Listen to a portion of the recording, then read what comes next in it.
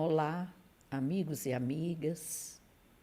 Mais uma vez, quero expressar a nossa alegria em estarmos aqui juntos para mais um episódio.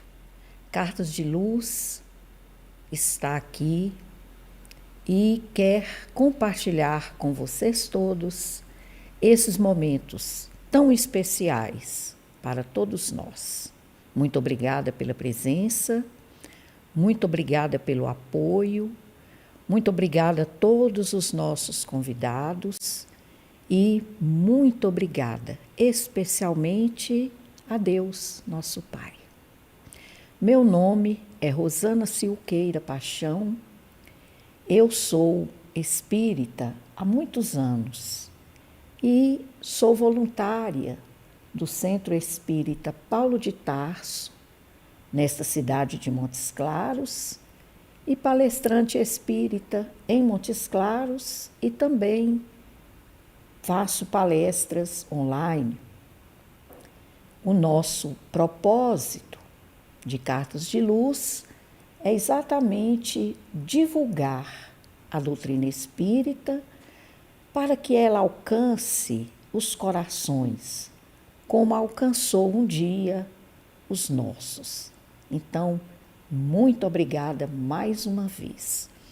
Hoje nós estamos aqui com um companheiro, trabalhador espírita, grande ceareiro do bem e médico de homens e também preocupado com a medicina da alma. Eu quero trazer para vocês o nosso companheiro de jornada espírita, Dr. Cláudio Henriques Rebelo Gomes. Cláudio, seu nome é grande, mas eu sei. Ô Cláudio, muito obrigada por você aceitar o convite.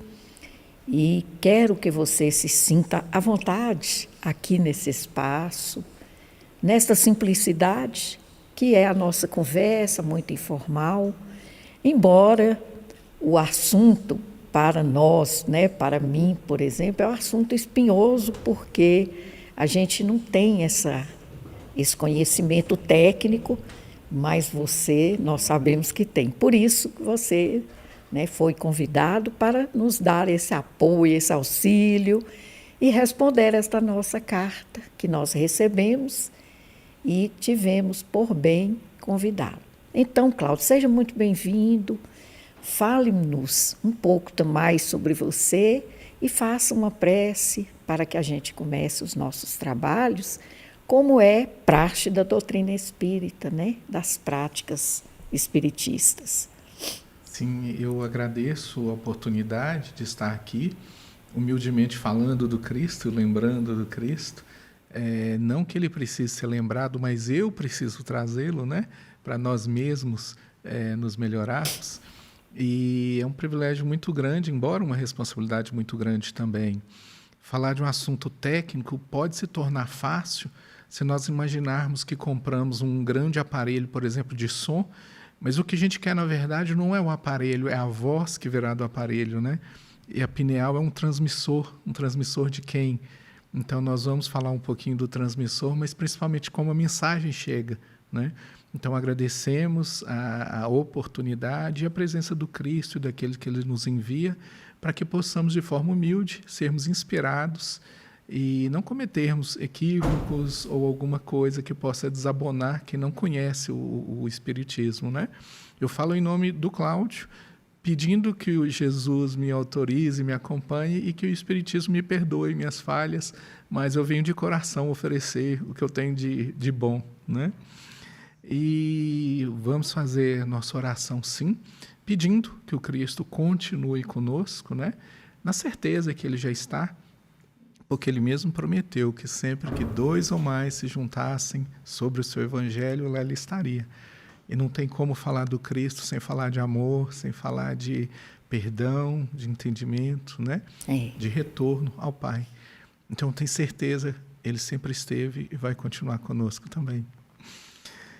Mestre Jesus, Eu te agradeço a oportunidade enorme que o Senhor me dá de estar aqui, tentando relembrar um pouco do que o Senhor nos ensinou, Mestre, levando sua mensagem de outras formas para todos os corações que fazem parte do seu rebanho.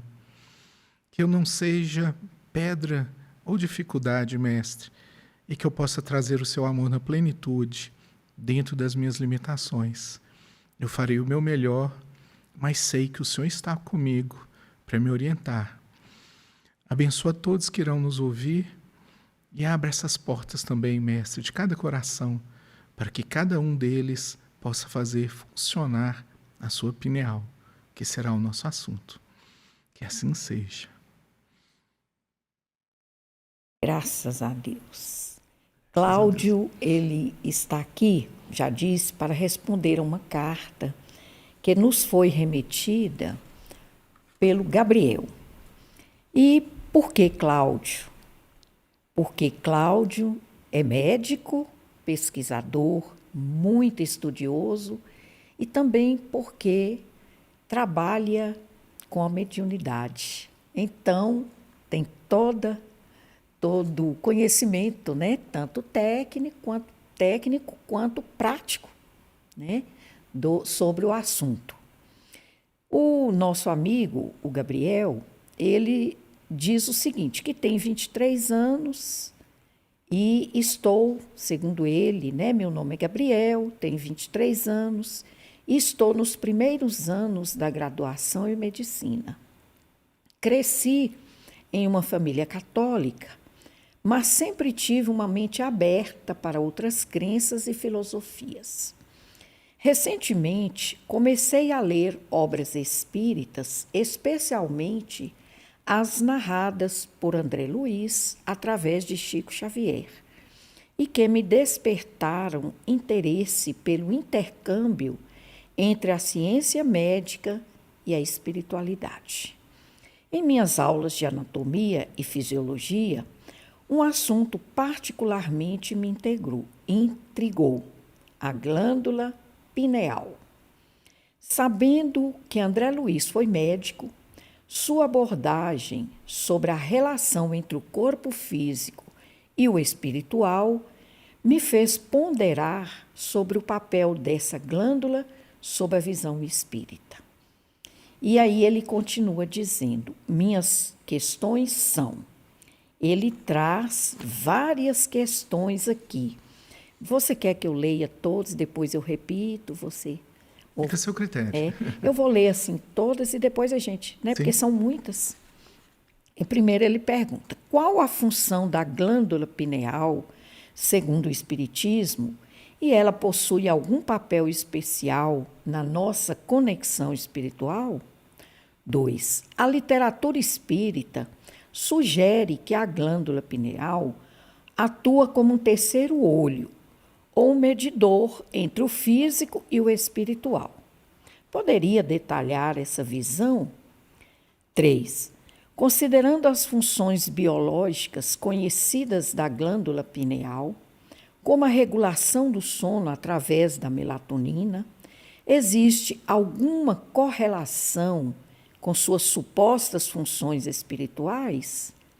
4. Em suas descrições, André Luiz menciona processos pelos quais a glândula pineal pode ser otimizada, entre aspas, ou desbloqueada também, entre aspas, para melhor percepção espiritual.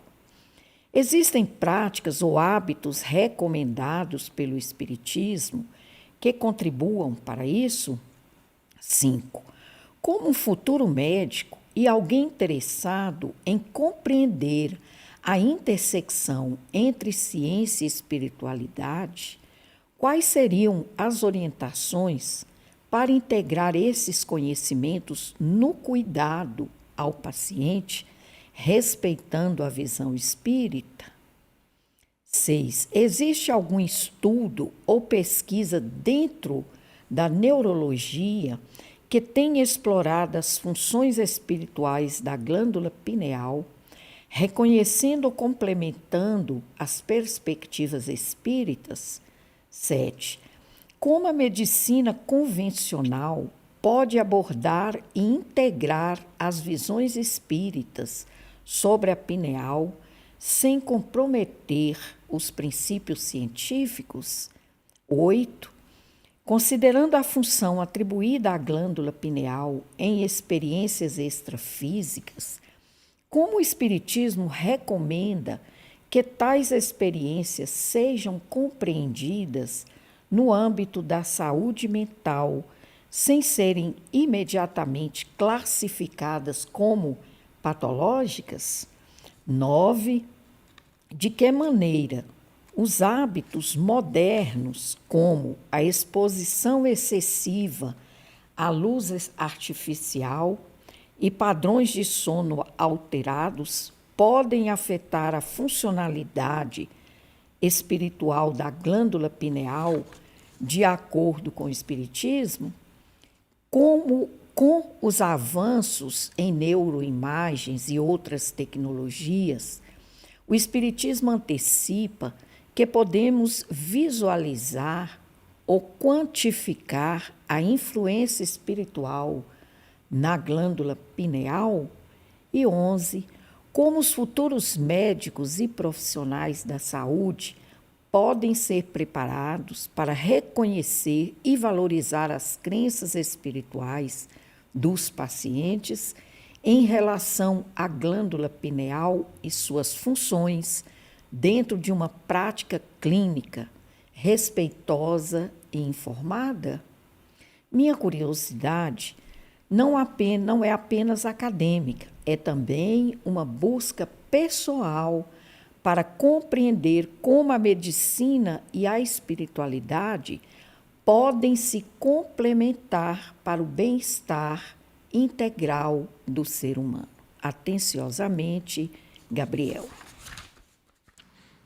Cláudio, para mim, dificílimo. Vamos tentar seguir os passos dos que nos precederam, né? O Gabriel, como a maioria de nós encarnados, ele tem a visão inicial do estudante de medicina, né? A visão científica. O espiritismo, ele é ciência, ele é religião, ele é filosofia também. E o codificador do espiritismo começou pela ciência.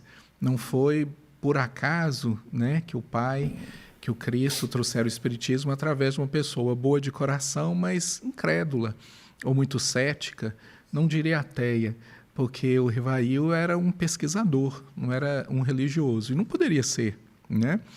E ele propôs um método científico para provar o espiritismo, que é o que o Gabriel nos pede também. Se ele não conhece a história, brevemente eu cito. O Rivaio, ele viu fenômenos e ele foi provar que os fenômenos eram falsos, porque não tinha como aquilo acontecer, né? Uma mesa girar, uma mesa levitar. E ele foi levado até lá e falou: isso é fraude, isso é magnetismo, isso é alguma coisa, um jogo de luzes. E ele chegou para a mesa e foi conversar com a mesa através de um código que ele desenvolveu, né? A mesa batia e falava a letra. Então, uma batida era A, 2 batidas era B e por aí vai. E ele questionou a mesa se ele poderia perguntar alguma coisa, e a mesa falou que sim. E ele coloca ainda mais incrédulo, né, para a mesa: eu posso pensar alguma coisa? Aliás, eu posso perguntar? A mesa fala: não, pode pensar que eu te respondo. E aí o Kardec ficou naquela situação: bom, existe uma coisa aqui que eu não entendo.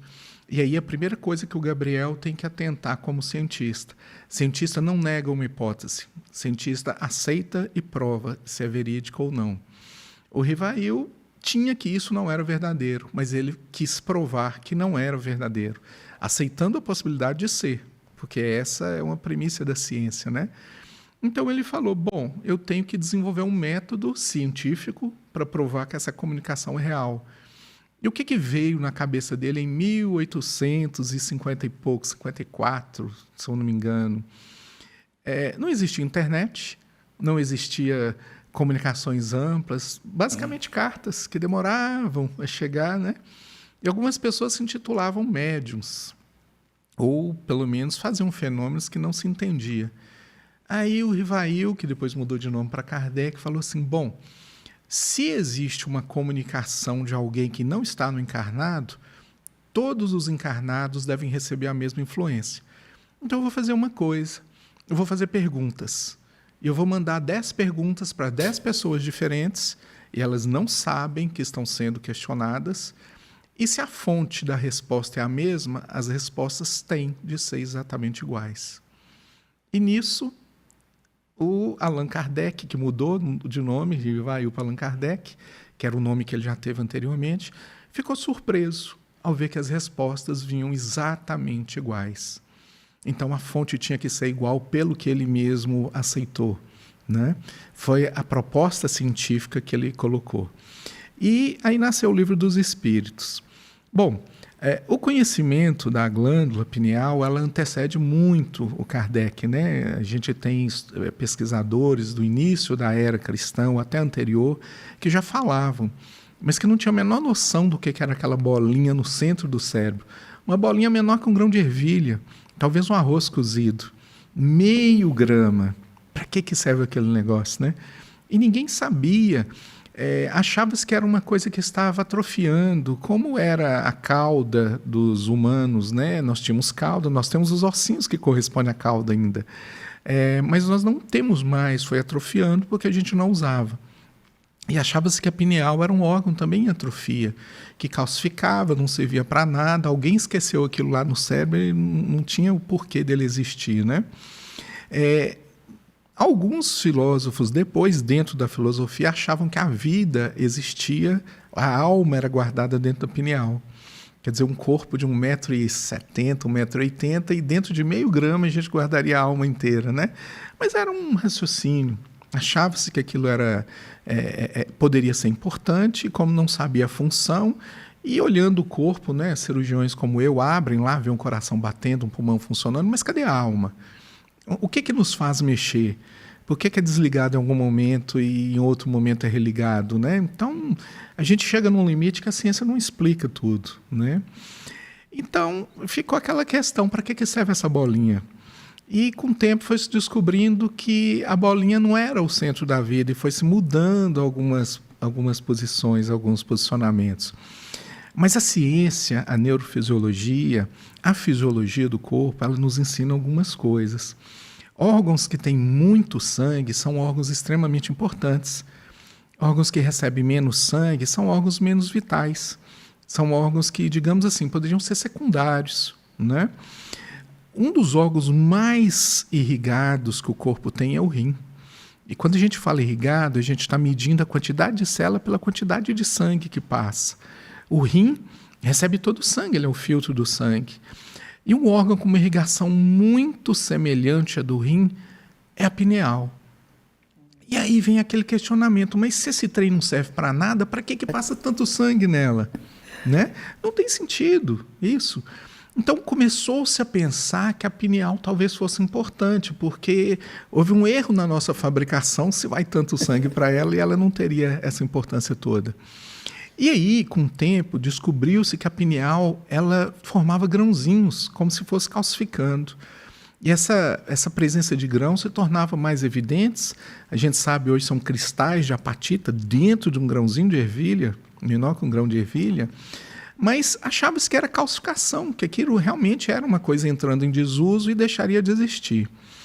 Até que, depois dos trabalhos do Chico, né, no Brasil, médicos espíritas, e fundaram a Associação Médica Espírita.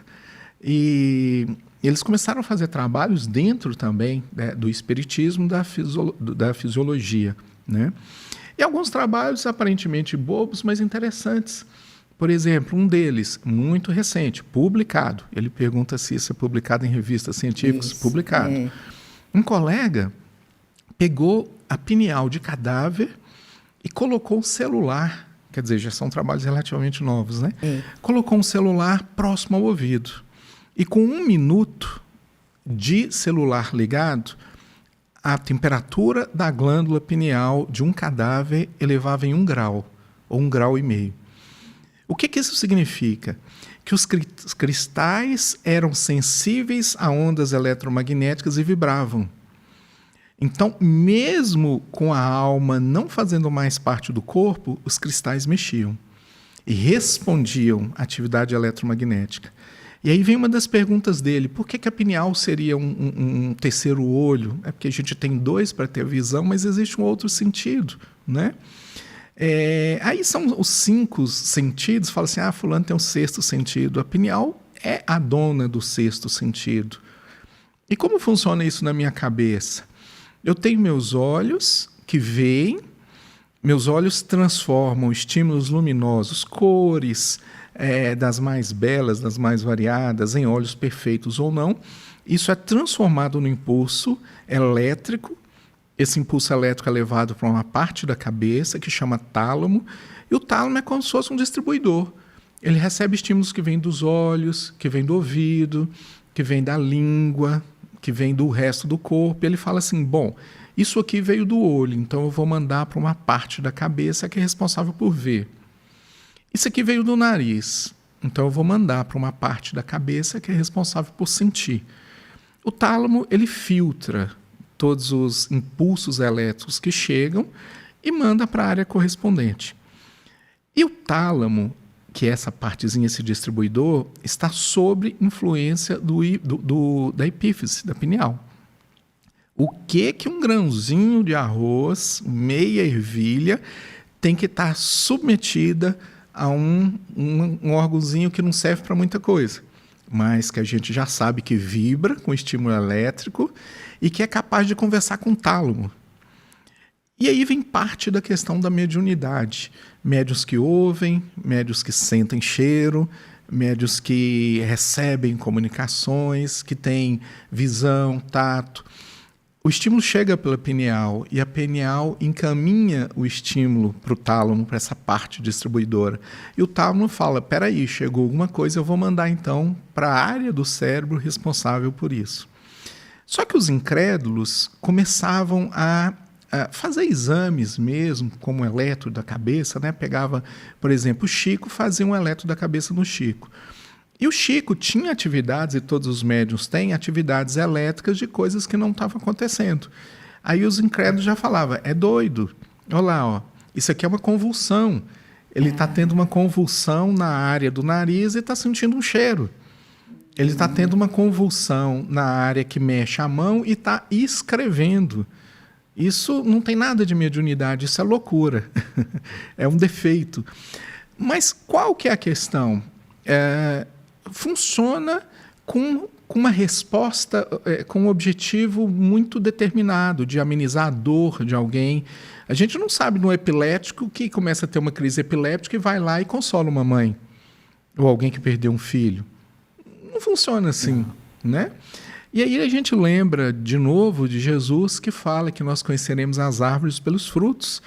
Se nós pudermos ter ataques epilépticos que fazem o bem para outro, e para a gente mesmo, né? Seria uma coisa fantástica. Mas aí a ciência, ela vai crescendo, ela vai atrás. Eu pedi a sua permissão para eu trazer meu tablet, que ele é maiorzinho também, não dá para ler pequenininho. E eu trouxe um trabalho científico que o Gabriel e quem está nos ouvindo pode explorar. Ele foi publicado por um pesquisador brasileiro, é um doutor. Se vocês entrarem no currículo Lattes dele, vão ver que é um grande pesquisador. É um médico de Juiz de Fora. E tem vários participantes desse. Esse médico chama Giancarlo Lucchetti. E eu vi dele e algumas palestras também de um colega médico, que é um cirurgião do aparelho digestivo, que chama Décio Iandoli Júnior. O que o Giancarlo fez? Ele falou assim: bom, eu não posso provar que Deus existe. E de onde é que Chico tirou esse negócio da pineal? Então ele fez um trabalho que chama assim: Aspectos Históricos e Culturais da Glândula Pineal. Comparação entre teorias fornecidas pelo Espiritismo da década de 1940 e evidências atuais.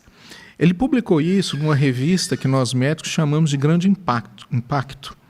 Ele publicou isso na Neuroendocrinology, uma revista internacional que é uma referência para os médicos e pesquisadores, né? Correto. O que ele quis fazer? Ele falou assim: bom, Chico era não tinha conhecimento médico. Então, o que eu vou fazer?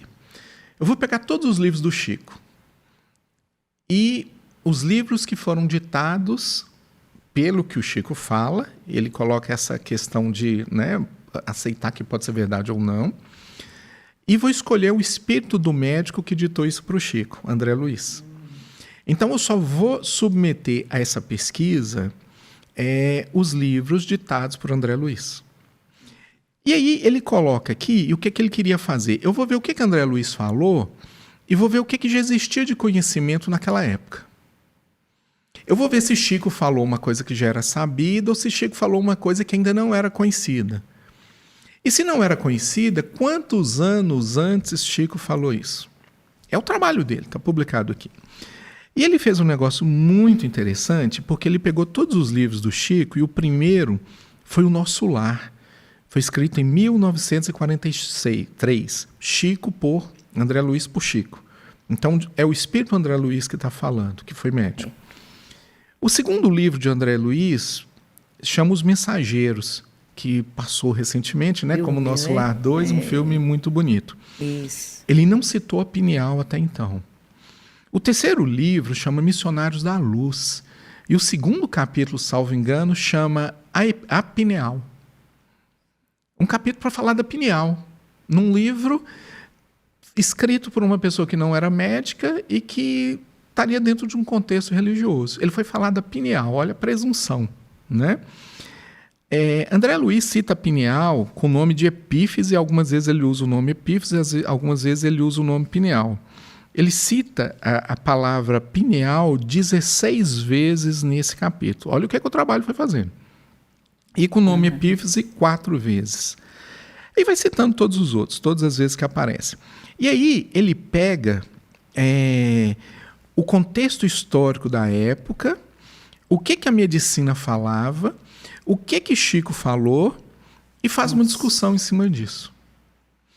E ele coloca assim, coisas muito interessantes. Chico dizia que a pineal tinha funções reprodutivas, que a pineal era capaz de regular os hormônios que mexem com os ovários, com o testículo, que faz a gente desenvolver. Loucura para aquela época. O que um grão de arroz vai fazer sobre os outros órgãos, né? Ele falava que a pineal é capaz de regular meu sono, é capaz de regular meu desenvolvimento, meu crescimento e minha maturação. Ele falava que a pineal é capaz de regular a minha atividade física. E que a pineal era capaz de produzir hormônio, que ela fazia isso através da produção de hormônio. Se não bastasse para interná-lo de vez, a pineal era capaz de fazer produção elétrica. Aí pronto, não tinha como fazer isso. E o que ele fez? Ele pegou cada afirmação de Chico e foi procurar na ciência. A primeira descoberta que a pineal era uma glândula e era capaz de produzir hormônio veio quase 15 anos depois, que é a melatonina. Nossa. Isso foi citado no livro de André Luiz, pelas mãos de Chico, 10, 15 anos antes. Se eu não me engano, o Chico escreveu isso em 1900 e... Onde é que está aqui? Foi 1945 e a descoberta da melatonina foi em 1952 ou 4, não me lembro agora. Muito tempo depois. Chico não podia ter lido aquilo porque aquilo não foi escrito ainda. Mas o contrário pode ter acontecido. Alguém ter lido o que o Chico escreveu. E aí ele vai fazendo várias extrapolações, mas ele só deixou uma de fora. A produção de estímulo elétrico eu não vou considerar nesse artigo, porque não existe evidência científica para provar isso. Ele não disse que é verdade. Ele só disse que ele não iria fazer isso, porque não tinha como comprovar à luz da ciência. A conclusão dele não é que Deus existe, claro que não. A conclusão dele é que existia um cidadão chamado Francisco Cândido Xavier que tinha um conhecimento que ou era dele ou era de alguém que passou para ele e que não era acessível ainda para os cientistas. E contam os amigos que médicos da época procuraram o Chico e falaram: Chico, você escreveu uma coisa aqui que está errada. Não existe isso. E o Chico humildemente falou assim: eu não sei nada disso, deixa eu perguntar o André Luiz, deixa eu perguntar o Emmanuel. Não, Chico, você tem que tirar isso do livro, isso está errado. E Chico voltou para o mentor e humildemente virou e falou assim: eu peço perdão para vocês, mas eles falaram que não é para tirar, que essa informação está correta. E os médicos, vendo o Chico assim, peitaram informação científica dos donos da ciência, né? Meio que lembrando talvez os fariseus brigando com Cristo, né? Exato. Quem é você? Quem é? Né? E a informação foi confirmada algum tempo depois. A pineal é capaz de fazer isso tudo e essa experiência com o celular mostra sim que ela vibra impulsos elétricos.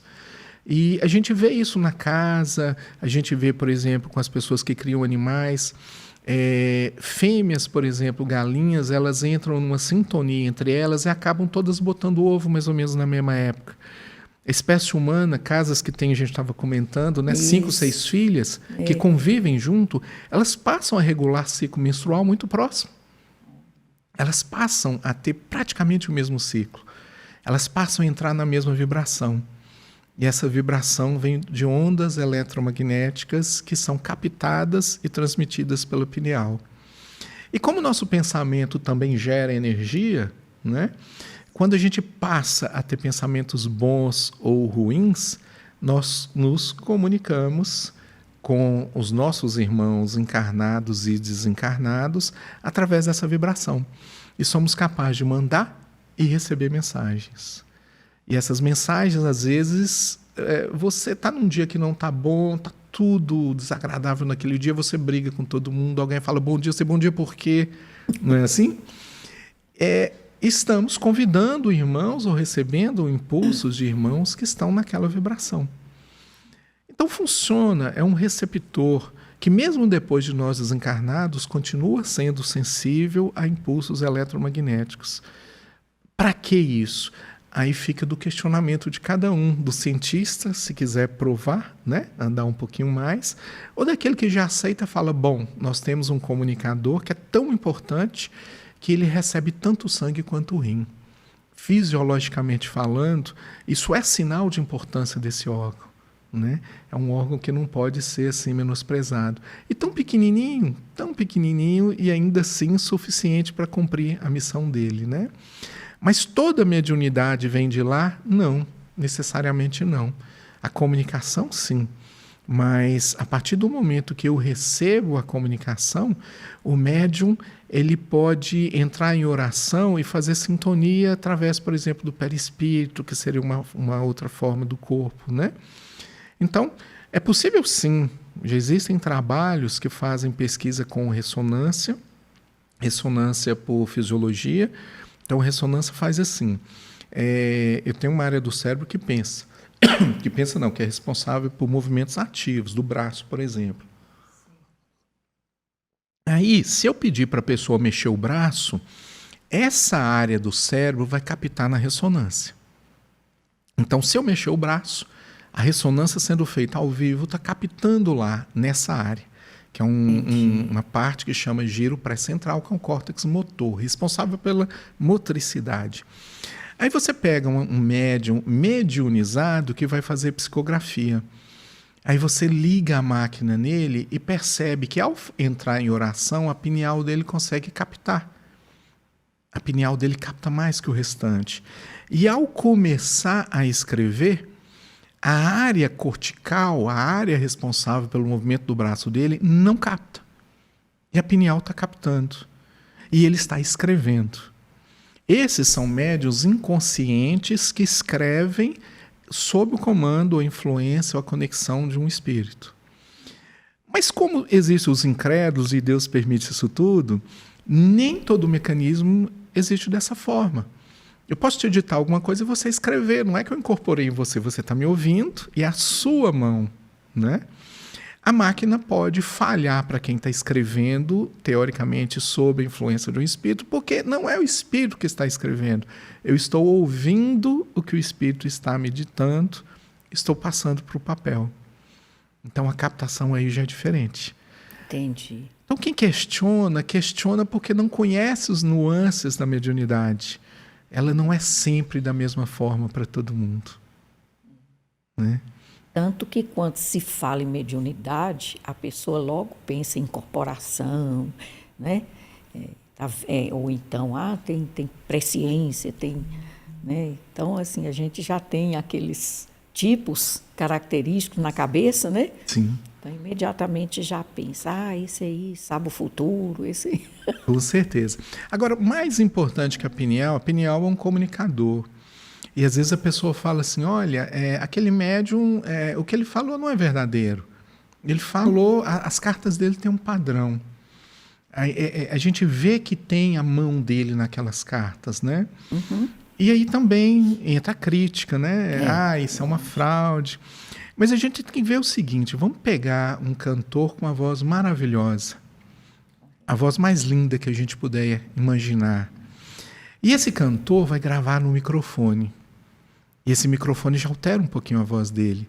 E esse microfone vai transformar isso numa onda eletromagnética que vai passar pelo ar. E essa onda eletromagnética vai vibrar um aparelho, uma pineal que a gente chama de rádio, ou televisão, ou internet. E o aparelho do lado de cá vai codificar aquilo e vai enviar de volta para os meus olhos, para os meus ouvidos, aquela voz que era perfeita, mas que não chega mais da mesma forma. Ela já chega distorcida. Então o médium distorce. Não tem como o médium não distorcer. Mas como assim? Um exemplo bem claro. Eu vou falar uma coisa que o Gabriel vai entender, mas mais ninguém vai entender, e de propósito. Imaginando que eu, que sou um médico, vou falar de uma coisa que só eu tenho conhecimento. Quem não é médico ou estudante de medicina ou da área não sabe o que é isso. Então eu vou virar aqui, como encarnado ou desencarnado, e vou falar assim, eu quero que vocês imaginem o aumento maior. Que desgrama que é o aumento maior? Como é que eu vou imaginar uma coisa que eu não sei? Aí um vai falar assim, o aumento maior deve ser uma coisa que fica no nariz. O aumento maior deve ser uma coisa que fica na cabeça. Não, ele é cirurgião que opera muito essa parte, não deve ter alguma coisa ligada ao câncer. E todos nós vamos formar na nossa cabeça imagens diferentes, porque nós não sabemos o que é o aumento maior.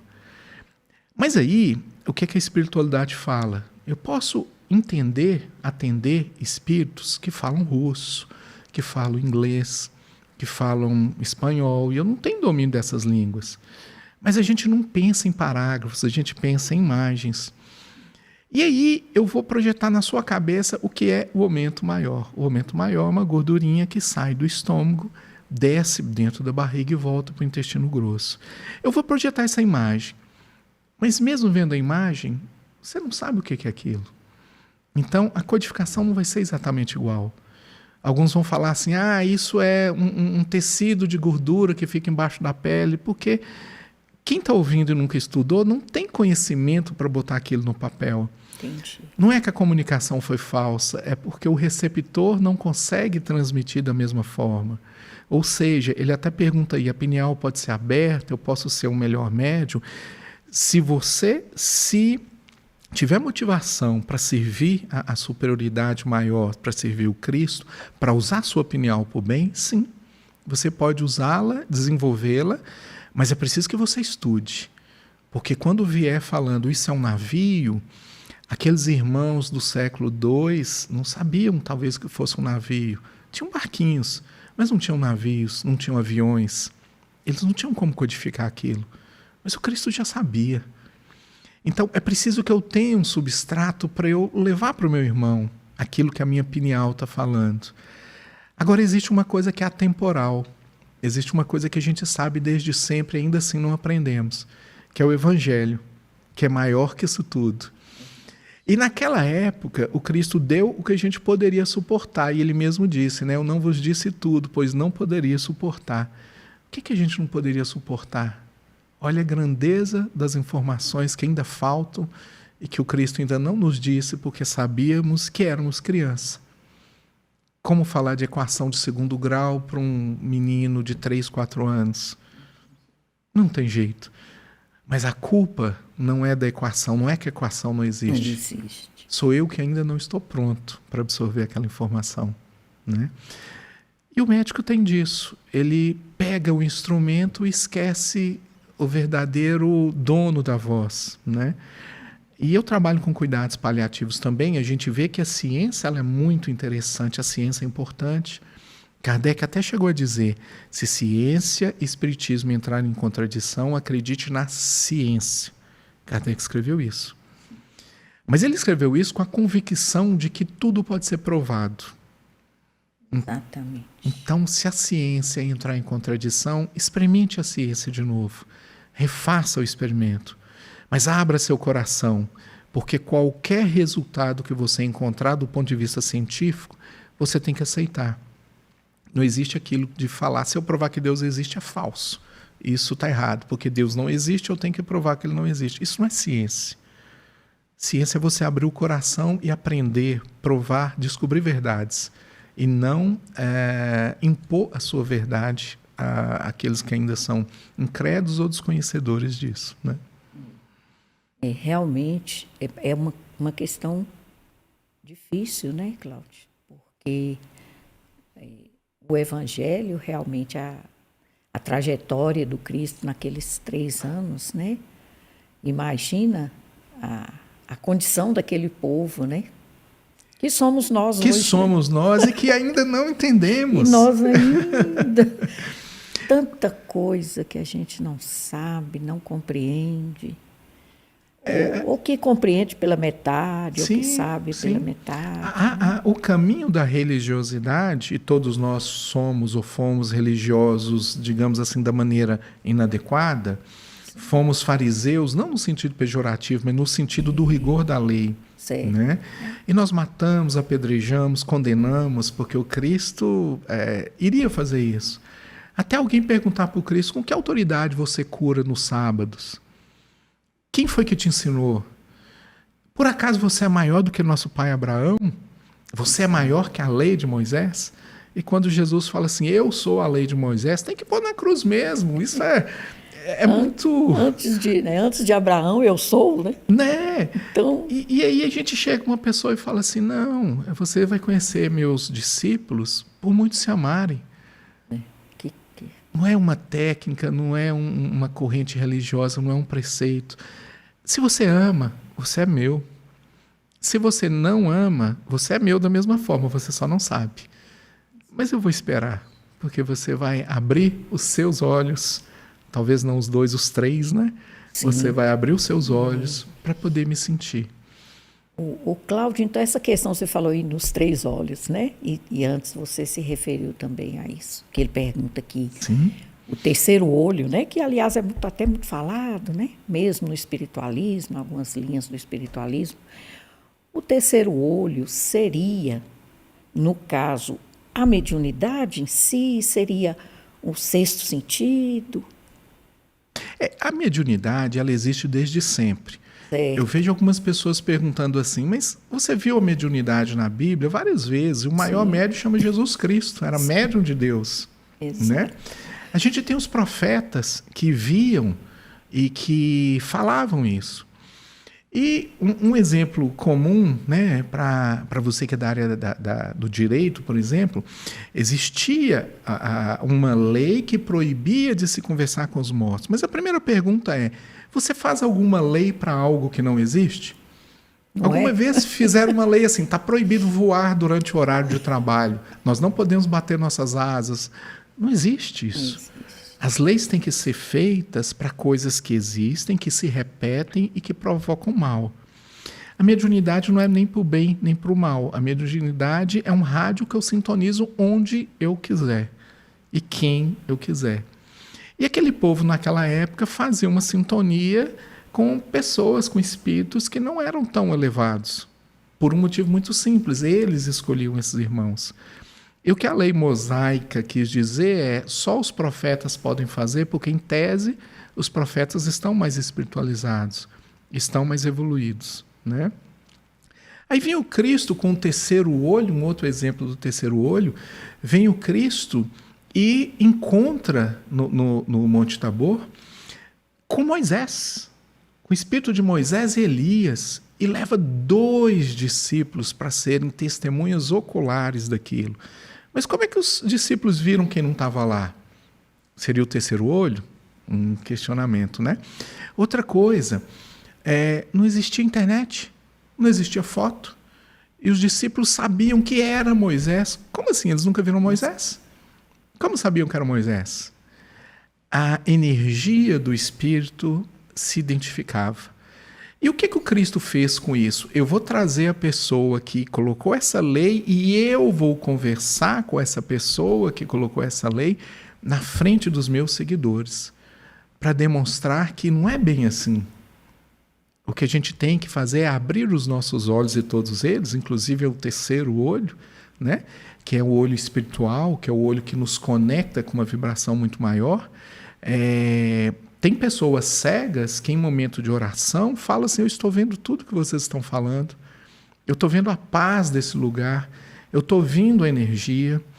E para os mais incrédulos, eu, cirurgião, pacientes anestesiados, contando que viram e ouviram o que acontece na sala cirúrgica. Ah, não, era a anestesia que estava superficializando. Tá, mas e os cegos? Que temos relato disso. Entraram cegos porque eram cegos na sala e anestesiados descreveram a posição do instrumental cirúrgico, a posição da porta em relação à janela, quantas pessoas estavam dentro da sala sendo operados, anestesiados. Como que eles viram? Até porque eles são cegos. Então existe um sentimento, existe uma vibração, existe uma coisa muito maior, né? E eu trabalho com mediunidade, é comum um médium falar: tem alguém se aproximando atrás de mim e esse alguém está assim, assim, assado, conhece essa roupa, conhece essa ferida ou essa dor. Como que ele está vendo atrás dele se ele não virou o rosto para trás? Né? Então, a intuição do terceiro olho é uma coisa que me permite ver sem que eu use os dois primeiros olhos. Sim, de fato é um terceiro olho, mas não é só um olho, é um ouvido, é um nariz, é uma boca, é um órgão muito mais amplo, que me comunica, de novo, com meu pai. Entendi. Porque estar encarnado e não poder comunicar com meu pai é como viajar por 70 anos e não poder ligar para casa nenhuma vez. Não seria justo, né? Não seria justo. Ô, Cláudio, e esse terceiro olho, quer dizer, vamos dizer assim, numa linguagem acessível a mim, leigo, ele é acionado através da glândula pineal? Seria isso? Sim. É possível eu destruir a glândula pineal? Em tese, sim. Entendi. Só que a glândula pineal está tão dentro do cérebro, num local tão protegido, que para chegar lá eu vou destruir muitas coisas. Então, ficaria a dúvida: foi porque destruiu a pineal ou foi porque destruiu outros órgãos, né? Entendi. E a gente tem raríssimos exemplos de câncer da pineal, onde tem uma publicação do início do século, de um menino de 5 anos que morreu como se fosse uma pessoa de 80 anos. Em 5 anos ele envelheceu a ponto de chegar. E eu não estou dizendo só célula, só aparência física. Inclusive, psiquicamente, ele desenvolveu muito rápido uma doença raríssima e morreu aos 5 anos com a constituição de uma pessoa idosa. Com todas as alterações, inclusive fisiológicas. Lógico, a pineal controla os hormônios. A pineal acelerou isso tudo. Então a pineal é muito importante, ela controla tudo. Mas eu posso usar a pineal então para me conectar com espíritos superiores? Não, você pode usar a pineal para conectar com outros espíritos, inclusive encarnados. Sim. Sabe quando você aproxima de uma pessoa e fala: não fui com a cara dela? Ou então a energia aqui está ruim, né? Como que eu sinto a energia ruim pela pele? É a minha pineal que está captando aquele movimento, né? Mas eu escolho onde sintonizar. Não necessariamente eu vou usar a pineal para alguma coisa boa. Eu posso me sintonizar com quem eu quiser. Xinga uma pessoa na rua, começa a agredir, falar palavrão, e você vai sentir a energia de volta. A energia talvez não dele, a energia que você mesmo produziu e que está voltando para você. Isso é importante. Nós somos o dono da nossa pineal e nós sintonizamos com quem nós queremos. Eu posso abrir minha pineal? Posso, mas eu quero abrir para quem?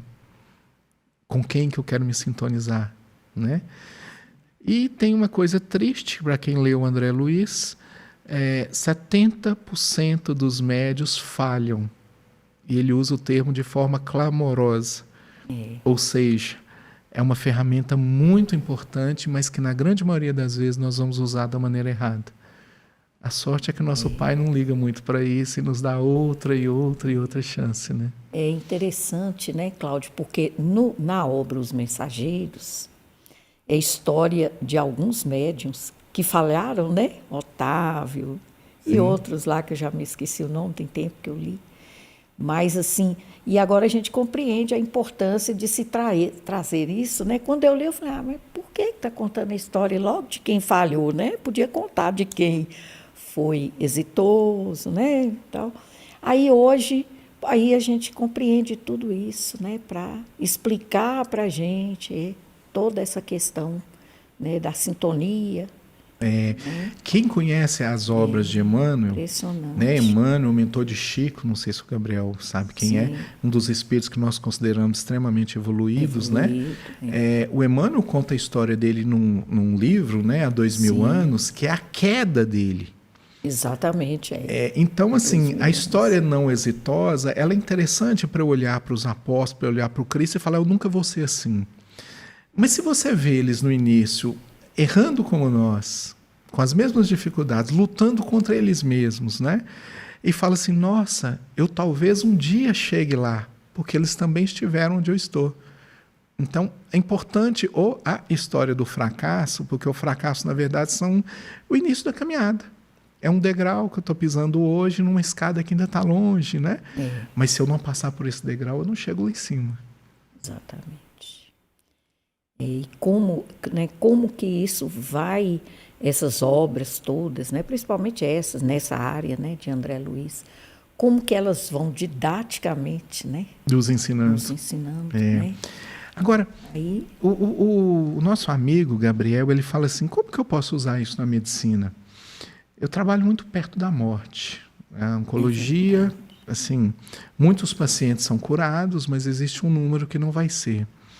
E eu me lembro muito do Bezerra de Menezes, que foi um médico, hoje trabalha no plano espiritual, né, um dos grandes benfeitores. E ele colocava, ele foi questionado enquanto encarnado por um materialista que virou para ele e falou assim, olha, eu quero te convidar para um debate, mas eu já vou te advertir, nós vamos te atacar grande e covardemente. Eu quero que você prove que isso existe. Eu quero que você prove que o espiritismo não é uma farsa. E nós, materialistas, vamos te jogar todas as informações que nós temos e podemos provar. Aí o Bezerra de Menezes humildemente fala assim, eu aceito, mas eu só vou se vocês me provarem que uma mãe que acabou de perder um filho foi consolada pelo materialismo. Se pessoas que têm uma dor muito forte e usam remédio e não melhoram, encontraram consolo no materialismo. Se pessoas que estão próximas da morte conseguem olhar para frente sem ter medo, amparadas no materialismo. Então é uma resposta muito profunda. Muito. Por que eu estou dizendo isso dentro do cuidados paliativos? Porque não se vai falar em religião de forma nenhuma dentro de um termo, de um contexto científico, infelizmente. Mas não se fala em religião, mas fala em espiritualidade, que é diferente.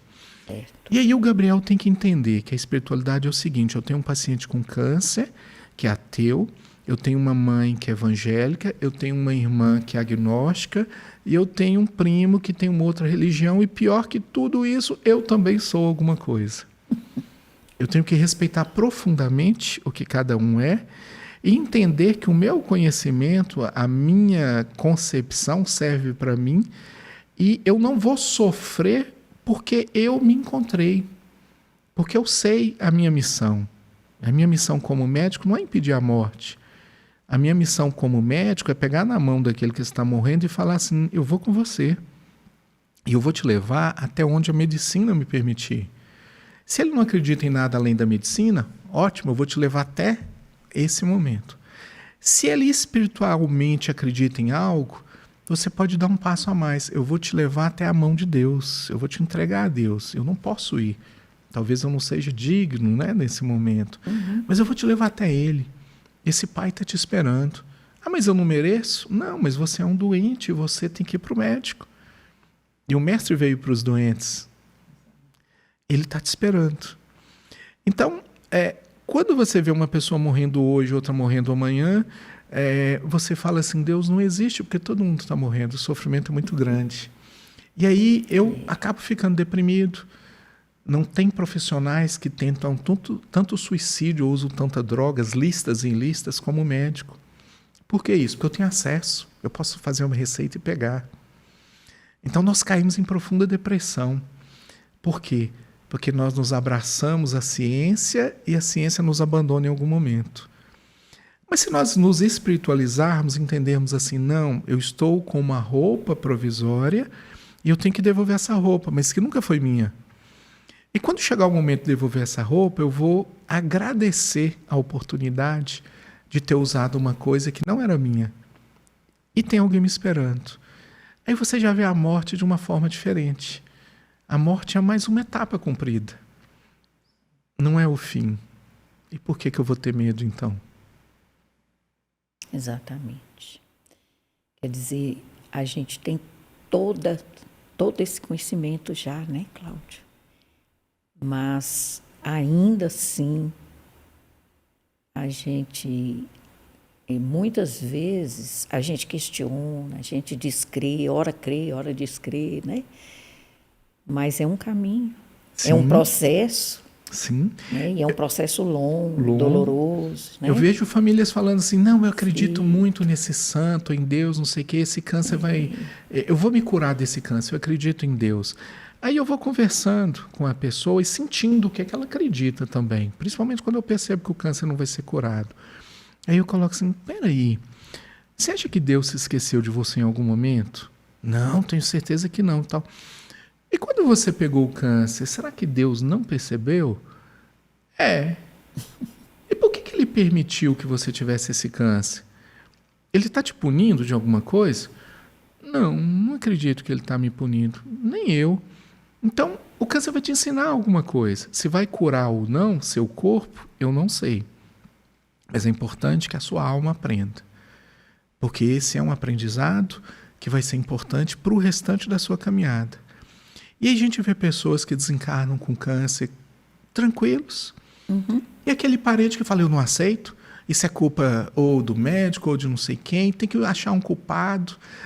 A gente viu que ele não aprendeu. A lição ainda não foi assimilada. Né? Às vezes o paciente até se abriu, né, naquele momento, compreendeu, mas o que estava ao lado não compreendeu. Mas Deus nunca nos pune. Deus nos ensina. Né?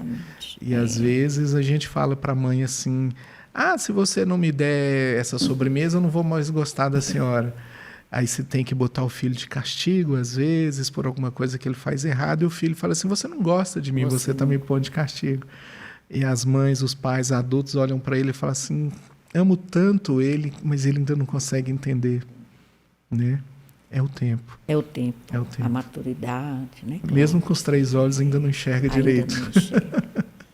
E muitas vezes vão demorar várias vidas, né?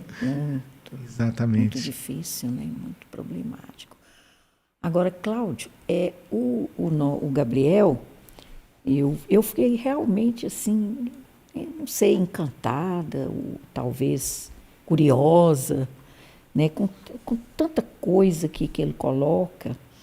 E aí ele fala assim, numa questão aqui que me chamou muita atenção, porque de vez em quando eu leio alguma coisa, né, sobre isso.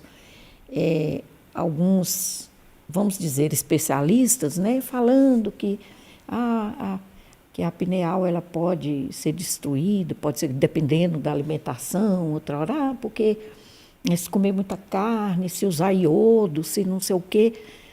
Existe isso? Não. Não sei, assim, não é um negócio... Sim. Imagina assim, a gente falou do celular. Então, se eu colocar 10 aparelhos celulares ao redor da minha cabeça, eu posso produzir uma interferência magnética a ponto de eu não perceber o mundo espiritual ou de eu ficar literalmente assim doido, entre aspas, né? Sim. Se eu entrar num campo de ressonância, eu consigo neutralizar o campo completamente a ponto de não conseguir perceber os espíritos?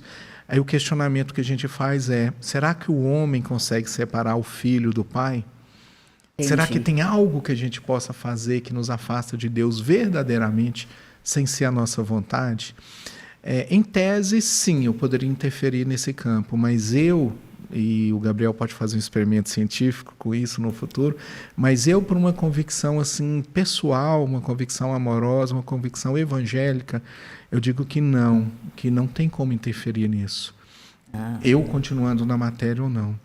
E se ele me permite, e você me permite, eu já vivo muitos espíritos, inclusive o da minha mãe, que por muito tempo eu procurei, já desencarnada, e tive a oportunidade de ter um contato com ela no nosso trabalho, na mediunidade, quando eu já não mais a procurava. Porque a mediunidade não está ao meu serviço, eu estou ao serviço do Cristo. E minha mãe me falou uma coisa que eu ouço de muitos espíritos com outras palavras. Eu sempre estive com você. Não há distância que possa separar duas pessoas que se amam.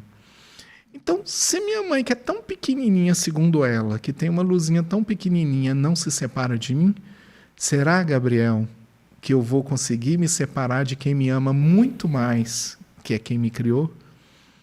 Eu não acredito que isso seja possível. Mas se ele provar um dia, publique. Estamos aí para ler esse trabalho também. Né? Ô, Cláudio, que bom estar aqui com você.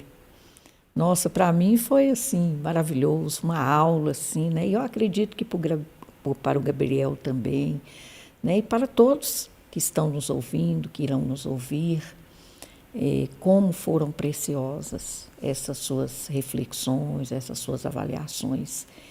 E eu quero dizer para todos, né, que o Dr. Cláudio e a sua esposa também, né, Catiane, nossa amiga, trabalhadora incessante também da doutrina espírita, palestrante, assim, já convidei e vou reiterar o convite, porque da primeira vez ela ficou assim meia, eu sou muito tímida e tal, mas ela vai vir aqui também, que eu vou insistir. E agora a Cláudia viu que é tão simples, né? Vai falar com ela. E os dois atuam aí na medicina, né? Com os cuidados paliativos também. E eles têm um trabalho também de evangelização, nossa, que é uma coisa assim, maravilhosa, e de caráter ecumênico. Né? Já participei de alguns encontros, né, Cláudio, na casa deles. E posso dizer que naquela oportunidade, Cláudio, te agradecer, e a Catiane também, fui muito consolada, muito, muito mesmo, nas vezes que eu estive lá.